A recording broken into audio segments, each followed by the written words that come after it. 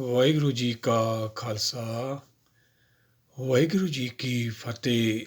ਸ਼ਲੋਕ ਭਗਤ ਕਬੀਰ ਜੀਓ ਕੇ ਆਪਾਂ ਇੱਥੇ ਭਗਤ ਕਬੀਰ ਜੀ ਦੇ ਜੀਵਨੀ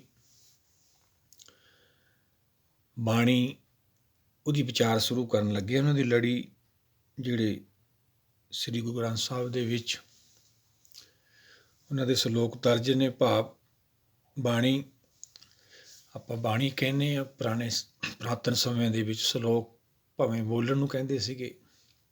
ਸ਼ਲੋਕ ਤੋਂ ਭਾਵ ਸ਼ਾਰਟ, ਬਹੁਤ ਵੱਡੀ ਗੱਲ ਸੰਸਾਰ ਦੀ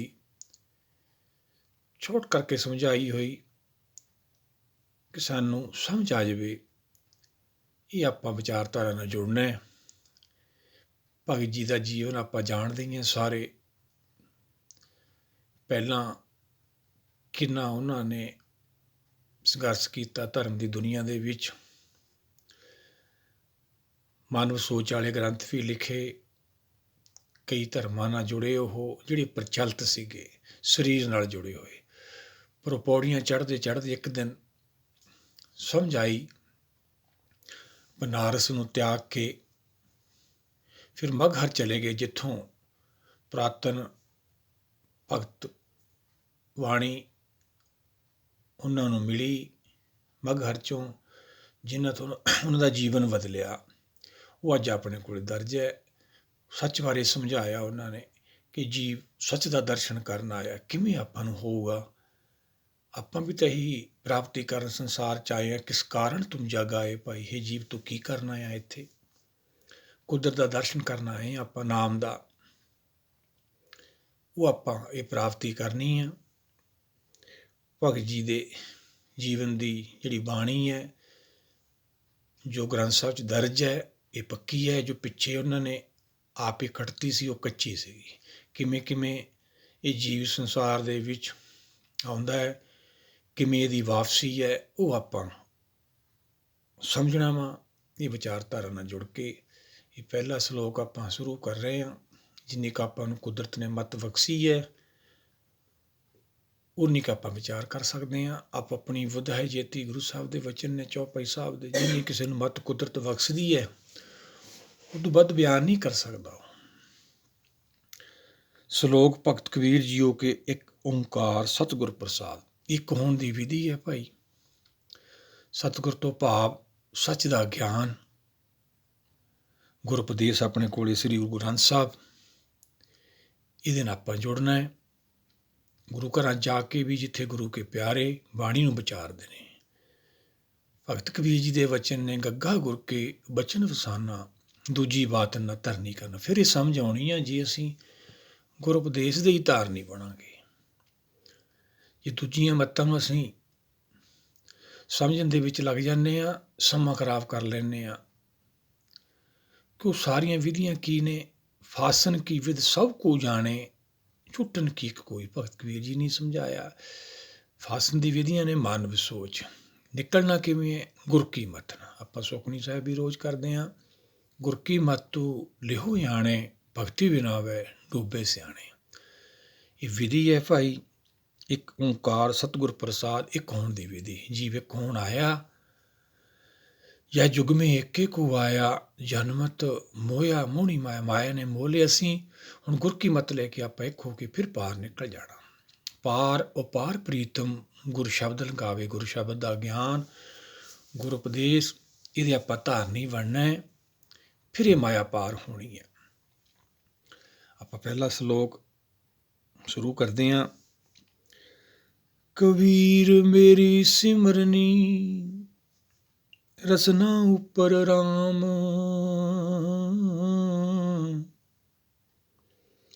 ਆਦਿ ਜੁਗਾਦੀ ਸਗਲ ਭਗਤ, ਤਾਂ ਕੋ ਸੁਖ ਵਿਸਰਾਮ।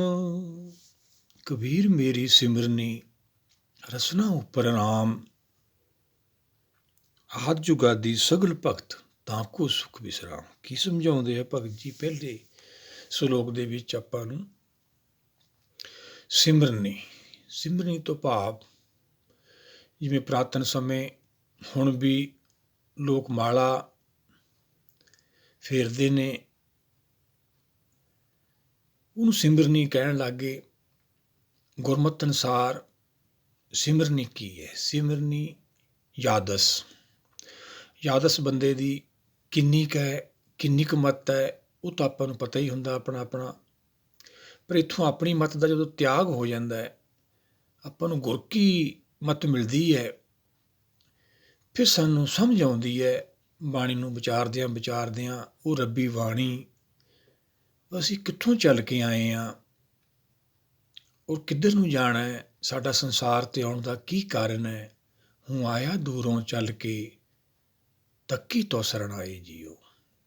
ਮੈਂ ਆਸਾ ਰੱਖੀ ਚਿੱਤ ਮੇਂ, ਮੇਰਾ ਸਭੋ ਦੁੱਖ ਗਵਾਏ ਜੀਓ। ਸਾਰੇ ਦੁੱਖਾਂ ਦਾ ਛੁਟਕਾਰਾ, ਜਨਮ ਮਰਨ ਤੋਂ, ਸੰਕਟ ਤੋਂ ਮੁਕਤੀ ਸਾਨੂੰ ਗੁਰਮਤਿ ਭਾਵ ਗੁਰ ਉਪਦੇਸ਼ ਨਾਲ ਇਹ ਪ੍ਰਾਪਤੀ ਹੋਣੀ ਹੈ। ਜੋ ਭਗਤ ਜੀ ਸਮਝਾਉਂਦੇ ਆ, ਕਬੀਰ ਮੇਰੀ ਸਿਮਰਨੀ ਰਸਨਾ ਉੱਪਰ ਰਾਮ। ਰਸਨਾ ਤੋਂ ਭਾਵ ਬੁੱਧੀ। ਜੇ ਆਪਾਂ ਸੁਖਮਨੀ ਸਾਹਿਬ ਦੇ ਵਚਨ ਲਈਏ ਸਤਿਗੁਰਾਂ ਦੇ, ਇਹ ਵੀ ਉਹਦੀ ਵਿਆਖਿਆ ਹੀ ਹੈ। ਸਿਮਰੋ ਸਿਮਰ ਸਿਮਰ ਸੁਖ ਪਾਵੋ, ਕਲ ਕਲੇਸ਼ ਤਨ ਮਾਹੀ ਮਿਟਾਵੋ। ਜੋ ਸਾਡੇ ਕਲੇਸ਼ ਅੰਦਰ ਜਮਾਂ ਦਾ ਕਹਿ ਲਈਏ, ਵਿਕਾਰਾਂ ਦਾ ਰੌਲਾ ਕਹਿ ਲਈਏ, ਅੰਧਕੂਪ ਮੈਂ ਪਤਤ ਵਿਕਰਾਲ, ਨਾਨਕ ਕਾਢ ਲਿਓ ਪ੍ਰਭ ਦਿਆਲ। ਹੀ ਦਿਆਲੂ ਕਿਰਪਾ ਕਰੋ, ਇਹ ਸੰਸਾਰ ਨੇਰੇ ਦਾ ਖੂਹ ਹੈ, ਜੀਵ ਖੂਹ 'ਚ ਡਿੱਗਿਆ ਹੋਇਆ ਹੈ, ਵਿਕਾਰਾਂ ਦਾ ਰੌਲਾ ਪਿਆ ਰਿਹਾ। ਪਰ ਆਪਣੀ ਮੱਤ ਨਾਲ ਤਾਂ ਆਪਾਂ ਨਿਕਲ ਨਹੀਂ ਸਕਦੇ। ਇੱਥੇ ਗੁਰ ਕੀ ਮੱਤ ਲੈ ਕੇ ਆਪਾਂ ਨਿਕਲਣਾ ਵਾ। ਆਪਣੀ ਮੱਤ ਦਾ ਤਿਆਗ, ਇਹੀ ਭਗਤੀ ਹੈ। ਫਿਰ ਇਹ ਗਿਆਨ ਦੇ ਰਾਹੀਂ ਜਦੋਂ ਬੁੱਧੀ ਪਹਿਲਾਂ ਨਿਵਲ ਸੀ, ਫਿਰ ਬਲ ਵਾਲੀ ਹੋ ਜਾਂਦੀ ਹੈ, ਆਤਮ ਸ਼ਕਤੀ ਮਿਲਦੀ ਹੈ ਇਹਨੂੰ, ਫਿਰ ਇਹ ਮਨ ਨੂੰ ਜਿੱਤ ਲੈਂਦੀ ਹੈ। ਫਿਰ ਇਹ ਅੰਤਰਾਤਮਾ ਨਾਲ ਜੁੜਦੀ ਹੈ, ਆਪਦੇ ਮੂਲ ਨਾਲ, ਹਰ ਨਾਲ। ਘਟ ਘਟ ਮੇ ਹਰਜੂ ਵਸੇ, ਸੰਤਨ ਕਿਹੋ ਪੁਕਾਰ। ਇਹ ਦੋ ਹੀ ਪੱਖ ਆਪਾਂ ਨੂੰ ਬਾਣੀ ਸਮਝਾਉਂਦੀ ਹੈ, ਲੋਕ ਤੇ ਪਰਲੋਕ। ਲੋਕ ਕੀ ਹੈ? ਮਨ। ਜੋ ਬੁੱਧੀ ਇੱਛਾ ਪੈਦਾ ਹੋ ਗਈ, ਮਨ ਉਹ ਲੋਕ ਹੈ, ਉਹ ਸਾਡਾ ਸਰੀਰ ਕਰਕੇ ਜੀਵਨ ਹੈ। ਪਰਲੋਕ ਅੰਤਰਾਤਮਾ ਦੀ ਆਵਾਜ਼ ਨਾਲ ਜਦੋਂ ਬੁੱਧੀ ਜੁੜ ਜਾਂਦੀ ਹੈ, ਇੱਕ ਹੋ ਜਾਂਦੀ ਹੈ, ਫਿਰ ਉਹਦੇ ਬਾਣੇ ਚੱਲਦੀ ਹੈ। ਪਹਿਲਾਂ ਮਨ ਨਾਲ ਜੁੜੀ ਰਹਿੰਦੀ ਹੈ, ਮਨ ਨੂੰ ਖੁਸ਼ ਕਰਨ ਦੀ ਸਾਰਾ ਜੀਵਨ ਲੱਗੀ ਰਹਿੰਦੀ ਹੈ। ਮਨ ਦੀਆਂ ਇੱਛਾ ਵਿਗੜ ਜਾਂਦੀਆਂ ਨੇ, ਸੁਭਾਅ ਵਿਗੜ ਜਾਂਦਾ ਹੈ, ਫਿਰ ਉਹ ਵਸ 'ਚ ਨਹੀਂ ਆਉਂਦਾ। ਮਨ ਵਸਾਵੇ ਨਾਨਕਾ, ਜਾਂ ਪੂਰਨ ਕਿਰਪਾ ਹੋਏ। ਪੂਰਨ ਕਿਰਪਾ, ਪੂਰਨ ਗਿਆਨ, ਉਹ ਕੁਦਰਤੀ ਕਿਰਪਾ ਰਹਿਮਤ ਨਾਲ ਫਿਰ ਮਨ ਵਸ 'ਚ ਆਉਂਦਾ ਹੈ। ਗਿਆਨ ਕਾ ਵੱਧਾ ਮਨ ਰਹੇ, ਗੁਰ ਬਿਨ ਗਿਆਨ ਨਾ ਹੋਏ। ਗੁਰ ਸ਼ਬਦ ਦੇ ਉਪਦੇਸ਼ ਤੋਂ ਬਿਨਾਂ ਮਨ ਟਿਕਦਾ ਨਹੀਂ, ਮਨ ਟਿਕੇ ਤੋਂ ਬਿਨਾਂ ਕਾਲ ਨਹੀਂ ਛੱਡਦਾ। ਗਿਆਨ ਨਾਲ ਜਦੋਂ ਮਨ ਟਿਕ ਜਾਂਦਾ ਹੈ, ਬੁੱਧੀ ਫਿਰ ਅੰਤਰਾਤਮਾ ਨਾਲ ਜੁੜ ਜਾਂਦੀ ਹੈ। ਫਿਰ ਅੰਤਰਾਤਮਾ ਨਾਲ ਜੁੜ ਕੇ ਬਾਣੀ ਰਚੀ ਗਈ ਹੈ। ਉਸ ਅਵਸਥਾ 'ਚ ਜਾ ਕੇ ਇਹ ਸਮਝ ਆਉਣੀ ਹੈ, ਪਰ ਅਸੀਂ ਇਹਨੂੰ ਪਹਿਲਾਂ ਹੀ ਅਰਥਾਉਣ ਲੱਗ ਜਾਂਦੇ ਹਾਂ, ਉੱਥੋਂ ਕੁਰਾਹੇ ਪੈ ਜਾਂਦੇ ਹਾਂ ਅਸੀਂ। ਸਾਡੀ ਬੁੱਧੀ ਕਿੱਥੇ ਸੰਸਾਰੀ ਕਲਪਨਕ ਬੁੱਧੀ, ਇਹ ਗੁਰ ਕੀ ਮਤ, ਪੂਰਨ ਬੁੱਧ ਪਰਲੋਕ, ਨਿਰਾਕਾਰ ਦੁਨੀਆ ਭਾਵ ਚਾਰ ਲੋਕਾਂ ਦਾ ਗਿਆਨ। ਪਰ ਅਸੀਂ ਫਿਰ ਵੀ ਜਦੋਂ ਜਹਿ 'ਚ ਲੱਗੇ ਰਹਿੰਦੇ, ਸਰੀਰ ਕਰਕੇ ਆਪਦੇ ਆਪ ਨੂੰ ਪੂਰਨ ਮੰਨ ਲੈਂਦੇ ਹਾਂ, ਉੱਥੋਂ ਕੁਰਾਹੇ ਪੈ ਜਾਂਦੇ ਹਾਂ। ਉਹ ਜੋ ਕੀ ਮਿਲਣਾ, ਹੰਕਾਰ ਹੀ ਮਿਲਣਾ ਸੀ। ਅਣਖ ਤਪੱਸਿਆ ਕਰੇ ਹੰਕਾਰ, ਵਿਧੀਆਂ 'ਚੋਂ ਕੀ ਪੈਦਾ ਹੋਇਆ? ਹੰਕਾਰ। ਇਹ ਵਿਧੀ ਹੈ ਤਿਆਗ ਦੀ।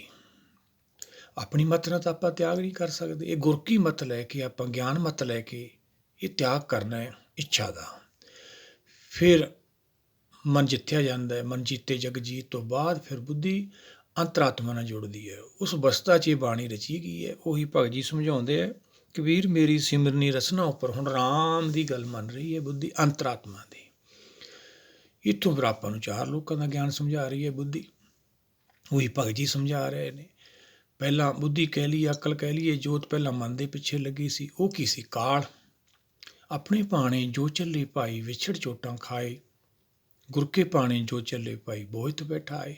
ਜਿਹੜੇ ਗੁਰ ਕੇ ਭਾਣੇ ਚੱਲਦੇ ਨੇ, ਉਹ ਆਪਦੇ ਘਰ ਪਹੁੰਚ ਜਾਂਦੇ ਨੇ। ਬੋਹਿਤ ਤੋਂ ਭਾਵ ਜਹਾਜ਼, ਅੰਤਰਾਤਮਾ ਦੀ ਆਵਾਜ਼। ਹਿਰਦਾ ਉਹ ਮਾਇਆ ਤੋਂ ਪਰੇ ਹੈ, ਉਹ ਡੁੱਬਦਾ ਨਹੀਂ ਮਾਇਆ 'ਚ, ਉਹ ਮਾਇਆ ਤੋਂ ਹੀ ਪਰੇ ਹੈ, ਸਰੀਰ 'ਚ ਹੀ ਨਹੀਂ ਆਉਂਦਾ ਰਾਮ। ਫਿਰ ਬੁੱਧੀ ਉਹ 'ਚ ਲੈ ਹੋ ਜਾਂਦੀ ਹੈ, ਫਿਰ ਉਹਦੇ ਭਾਣੇ ਚੱਲਦੀ ਹੈ। ਉਸ ਅਵਸਥਾ 'ਚ ਬਾਣੀ ਉਚਾਰੀ ਗਈ ਹੈ। ਉਸ ਅਵਸਥਾ 'ਚ ਜਾ ਕੇ ਆਪਾਂ ਨੂੰ ਸਮਝ ਆਉਣੀ ਹੈ ਆਪਾਂ ਉੱਥੇ ਕਿਵੇਂ ਪਹੁੰਚਾਂਗੇ।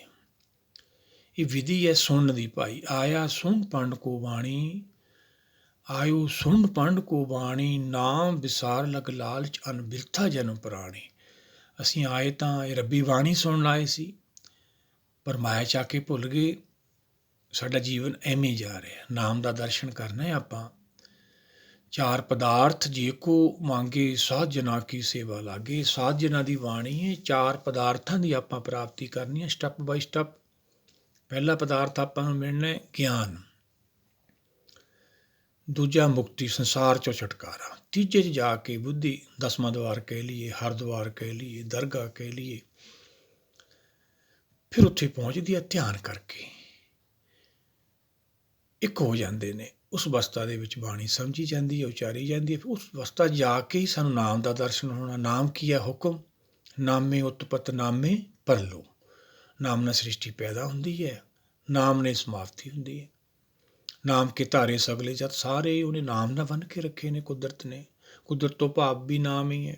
ਸਮਝਣ ਖਾਤਰ ਅਨੇਕਾਂ ਨਾਮ ਦੇ ਕੇ ਭਗਤ ਗੁਰੂ ਸਾਹਿਬਾਨਾਂ ਨੇ ਆਪਾਂ ਨੂੰ ਸਮਝਾਇਆ ਕਿ ਜੀਵ ਨੂੰ ਕਿਵੇਂ ਨਾ ਕਿਵੇਂ ਸਮਝ ਆ ਜਾਵੇ। ਚੌਥਾ ਹੁਕਮ 'ਚ ਲੈ ਹੋਣਾ, ਫਿਰ ਇਹਦਾ ਜਨਮ ਹੁੰਦਾ। ਇਹ ਜਨਮ ਦਿੰਦੀ ਹੈ ਬੁੱਧੀ ਆਪਾਂ ਨੂੰ, ਆਤਮਾ ਨੂੰ। ਜਿਵੇਂ ਸਰੀਰ ਦਾ ਜਨਮ ਹੁੰਦਾ ਹੈ, ਆਪਾਂ ਦੁਨੀਆ 'ਚ ਘੁੰਮਦੇ ਹਾਂ, ਇੱਥੇ ਆ ਕੇ ਆਤਮਾ ਦਾ ਜਨਮ ਹੋਣਾ ਹੈ। ਜਨਮ ਤੋਂ ਭਾਵ ਇਹਨੇ ਲੈ ਹੋਣਾ। ਆਤਮਾ ਤਾਂ ਅਮਰ ਹੈ। ਜੋ ਉਹਦੀ ਅਗਿਆਨਤਾ ਸੀਗੀ ਉਹ ਖਤਮ ਹੋ ਜਾਂਦੀ ਹੈ ਗਿਆਨ ਨਾਲ। ਗੁਰਬਾਣੀ ਜਗ ਮੇ ਚਾਨਣ, ਕਰਮ ਵਸੇ ਮਨ ਆਏ। ਕਿਰਪਾ ਨਾਲ ਵਸਦੀ ਹੈ, ਪ੍ਰਕਾਸ਼ ਰੂਪ ਦੇ ਅੰਦਰ ਹੋ ਜਾਂਦਾ ਹੈ। ਉਹੀ ਇਹਦਾ ਜਨਮ ਹੈ। ਫਿਰ ਆਪਦੇ ਘਰ ਚਲੀ ਜਾਂਦੀ। ਉਹੀ ਭਗਤ ਜੀ ਨੇ ਸਮਝਾਇਆ, ਕਬੀਰ ਮੇਰੀ ਸਿਮਰਨੀ ਰਸਨਾ ਉੱਪਰ ਰਾਮ। ਫਿਰ ਆ ਕੇ ਰਾਮ ਵਸਦਾ ਹੈ। ਉਹੀ ਗੁਰਸਿੱਖ ਨੇ ਭਾਈ, ਆਪ ਜਪੇ ਅਵਰੇ ਨਾਮ 'ਚ ਪਾਵੇ, ਦੂਜਿਆਂ ਨੂੰ ਸਮਝਾਉਂਦੇ ਨੇ। ਰਸਨਾ ਤੋਂ ਭਾਵ ਬੁੱਧੀ ਤੇ ਫਿਰ ਉਹ ਕੁਦਰਤ ਦਾ ਜਸ ਕਰਦੇ ਨੇ, ਆਪਦੇ ਮੂਲ ਦਾ ਕਹਿ ਲਈਏ ਰਾਮ ਦਾ ਜਸ ਕਰਦੇ ਨੇ। ਉਹ ਰਸਨਾ ਤੇ ਰਾਮ ਹੀ ਹੁੰਦਾ ਵਾ। ਆਦਿ ਜੁਗਾਦੀ ਸਗਲ ਭਗਤ ਤਾਂ ਕੋ ਸੁਖ ਵਿਸਰਾਮ। ਜਿੱਥੋਂ ਤੋਂ ਭਗਤ ਬਾਣੀ ਸ਼ੁਰੂ ਹੋਈ ਹੈ, ਪਿੱਛੇ ਨੂੰ ਲੈ ਕੇ ਚੱਲੀਏ ਆਪਾਂ। ਸਮਝ ਆਉਂਦੀ ਹੈ ਭਗਤ ਕਬੀਰ ਜੀ ਦੀ ਬਾਣੀ ਤੋਂ। ਨਾਮ ਜਪੋ ਜੀ ਐਸੇ ਐਸੇ, ਰਾਮ ਜਪੋ, ਕਹਿ ਲਈ ਇੱਕ ਹੀ ਗੱਲ ਹੈ। ਧਰੂੰ ਪ੍ਰਹਲਾਦ ਜਪਿਓ ਹਰ ਜੈਸੇ। ਜਿਵੇਂ ਭਗਤਾਂ ਨੇ ਸ਼ੁਰੂ ਕੀਤਾ, ਜਦੋਂ ਸੰਸਾਰ ਸ਼ੁਰੂ ਹੋਇਆ, ਇਹ ਭਗਤ ਬਾਣੀ ਵੀ ਸ਼ੁਰੂ ਹੋ ਗਈ। ਉਹਨਾਂ ਨੂੰ ਸੁੱਖ ਪੈਦਾ ਹੋਇਆ। ਆਪਾਂ ਵੀ ਤਾਂ ਸੁੱਖਾਂ ਦੀ ਪ੍ਰਾਪਤੀ ਕਰਨੀ ਹੈ। ਸੰਸਾਰ ਨੇ ਸੁੱਖਾਂ ਦੀ ਪ੍ਰਾਪਤੀ ਕਰਨੀ ਹੈ ਤਾਂ ਉਹਨਾਂ ਨੂੰ ਭਗਤ ਬਾਣੀ 'ਤੇ ਚੱਲਣਾ ਪਊਗਾ। ਸੁੱਖ ਮਾਇਆ 'ਚ ਨਹੀਂ ਹੁੰਦਾ। ਮਾਇਆ ਤੇ ਇੱਕ ਅਗਨ ਸਾਗਰ ਹੈ। ਇੱਥੇ ਕਦੇ ਵੀ ਮਨ ਸ਼ਾਂਤ ਨਹੀਂ ਹੋ ਸਕਦਾ। ਮਾਇਆ ਅਗਨ ਇੱਕੋ ਜਿਹੀ, ਕਰਤੇ ਖੇਲ ਰਚਾਇਆ। ਕਰਤੇ ਨੇ ਖੇਲ ਹੀ ਐਸਾ ਰਚਾਇਆ ਵਾ। ਅਸੀਂ ਮਾਇਆ ਨਾਲ ਕਦੇ ਵੀ ਸ਼ਾਂਤ ਨਹੀਂ ਹੋ ਸਕਦੇ, ਅਸ਼ਾਂਤ ਹੀ ਰਹਾਂਗੇ। ਮਨ ਅਸਾਧ ਹੈ, ਇਹਨੂੰ ਸਾਧਣਾ ਵਾ। ਜਦੋਂ ਬੁੱਧੀ ਮਨ ਨੂੰ ਸਾਧ ਲੈਂਦੀ ਹੈ, ਫਿਰ ਇਹ ਸਾਧ ਬਣ ਜਾਂਦਾ, ਆਪਦੇ ਮੂਲ ਹਰ 'ਚ ਲੈ ਹੋ ਜਾਂਦੀ ਹੈ। ਉਸ ਅਵਸਥਾ 'ਚ ਇਹਨੂੰ ਸਾਧ ਕਿਹਾ ਗਿਆ। ਸਤਿਗੁਰਾਂ ਨੇ ਵੀ ਸਮਝਾਇਆ, ਦਸਵੇਂ ਪਾਤਸ਼ਾਹ ਨੇ, ਸਾਧ ਅਸਾਧ ਜਾਣਿਓ ਨਹੀਂ। ਇਹ ਜਾਣਨਾ ਵਾ ਆਪਾਂ ਇਹਦੇ ਬਾਰੇ, ਉਹ ਸੱਚ ਦਾ ਗਿਆਨ ਲੈ ਕੇ। ਉਹ ਭਗਤ ਜੀ ਨੇ ਸਮਝਾਇਆ ਆਪਾਂ ਨੂੰ, ਇਹ ਸੁੱਖ ਦੇਣ ਵਾਲੀ ਹੈ। ਸੁੱਖ ਤੇਰਾ ਦਿੱਤਾ ਲਈਏ। ਆਪਾਂ ਵੀ ਤਾਂ ਸੁੱਖਾਂ ਦੀ ਪ੍ਰਾਪਤੀ ਕਰਨੀ ਹੈ ਭਾਈ। ਸੰਸਾਰ 'ਤੇ ਆਉਣਾ ਤਾਂ ਹੀ ਆਪਣਾ ਸਫਲ ਹੋਊ ਜੀ ਆਪਾਂ ਗੁਰੂ ਭਗਤ ਸਾਹਿਬਾਨਾਂ ਦੇ ਮਾਰਗ 'ਤੇ ਚੱਲਾਂਗੇ, ਬਾਣੀ ਨੂੰ ਸੱਤ ਕਰਕੇ ਮੰਨਾਂਗੇ। ਇਹ ਪਹਿਲਾ ਸਲੋਕ ਜਿਹੜਾ ਆਪਾਂ ਵਿਚਾਰਿਆ ਵਾ, ਇਹ 'ਚ ਦੋ ਹੀ ਪੱਖ ਚੱਲਦੇ ਨੇ, ਲੋਕ ਤੇ ਪਰਲੋਕ। ਜਦੋਂ ਮਨ ਬੁੱਧੀ ਸੰਸਾਰ ਨਾਲ ਜੁੜੇ ਰਹਿੰਦੇ, ਇਹ ਲੋਕ ਹੈ ਭਾਈ। ਜਦੋਂ ਬੁੱਧੀ ਮਨ ਨੂੰ ਜਿੱਤ ਕੇ ਅੰਤਰਾਤਮਾ ਨਾਲ ਜੁੜ ਜਾਂਦੀ, ਜਿਸ ਅਵਸਥਾ 'ਚ ਬਾਣੀ ਰਚੀ ਗਈ ਹੈ, ਉਹਨੂੰ ਪਰਲੋਕ ਆਖਿਆ ਵਾ। ਦੋ ਹੀ ਪੱਖ ਆਪਾਂ ਨੂੰ ਬਾਣੀ ਸਮਝਾਉਂਦੀ ਹੈ। ਆਪਾਂ ਵੀ ਇਹ ਪ੍ਰਾਪਤੀ ਕਰਨੀ। ਆਓ ਸਾਰੇ ਮਿਲ ਕੇ ਭਗਤ ਜੀ ਦੀ ਬਾਣੀ ਨਾਲ ਜੁੜ ਕੇ ਆਪਣਾ ਜੀਵਨ ਸਫਲ ਕਰੀਏ। ਕਬੀਰ ਮੇਰੀ ਸਿਮਰਨੀ ਰਸਨਾ ਉੱਪਰ ਰਾਮ। ਆਪਣੀ ਵੀ ਰਸਨਾ ਦੇ ਉੱਪਰ ਆਪਾਂ ਕੁਦਰਤ ਦਾ ਜਸ ਕਰੀਏ। ਵਿਕਾਰਾਂ ਤੋਂ ਮੁਕਤ ਹੋ ਕੇ ਆਪਦੇ ਘਰ ਪਹੁੰਚੀਏ। ਜਿਨੀ ਨਾਮ ਧਿਆਇਆ ਗਏ ਮਸਕਤ ਕਾਲ, ਨਾਨਕ ਤੇ ਮੁਖ ਉਜਲੇ ਕੀਤੀ ਛੋਟੀ ਨਾਲ। ਵਾਹਿਗੁਰੂ ਜੀ ਕਾ ਖਾਲਸਾ, ਵਾਹਿਗੁਰੂ ਜੀ ਕੀ ਫਤਿਹ।